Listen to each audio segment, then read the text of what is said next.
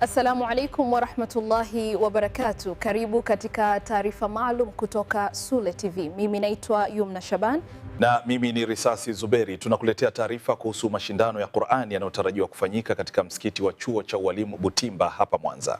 Waandaaji wa mashindano hayo wameeleza kuwa tukio hilo lina lengo la kuimarisha mapenzi ya Qur'an na kuhamasisha vijana kushiriki katika kujifunza. Mashindano hayo ya Qur'an yanatarajiwa kufanyika kesho kuanzia saa 2:30 asubuhi hadi saa 6 mchana. Mwenyekiti wa maandalizi ya mashindano hayo ametoa mwaliko maalum kwa waumini wote kushiriki katika tukio hilo. Assalamu alaikum warahmatullahi wabarakatuh, ndugu zangu katika imani. Siku tuliyoisubiri kwa hamu sasa imebaki siku moja tu. Kesho ndio mashindano rasmi ya Qur'an katika Masjid Butimba kuanzia saa 2 asubuhi hadi saa 6 mchana.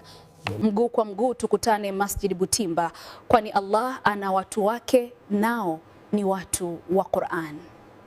Aidha, kuna hadithi inayosema inna lillaha ahlaina minan nas qalu ya Rasulullah man hum aga qala hum ahlul Qur'ani ahlullahi wa khassaratuhu. Maana yake ni kwamba Mtume Muhammad amesema hakika Mwenyezi Mungu ana watu wake maalumu miongoni mwa wanadamu. Masahaba wakauliza, ewe Mtume, ni nani hao?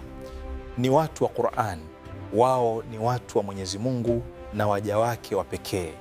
Kwa wale ambao hawataweza kufika moja kwa moja msikitini, mashindano hamo yataonyeshwa mubashara kupitia YouTube channel ya Kings Trailer. Hivyo basi, waumini wote wanakaribishwa kushiriki au kufuatilia mashindano hayo ya Qur'an yatakayofanyika katika Masjid Butimba hapa Mwanza. Iwe jua au mvua, karibu tushiriki pamoja katika tukio hili la kiimani. Hii ni Sule TV Live.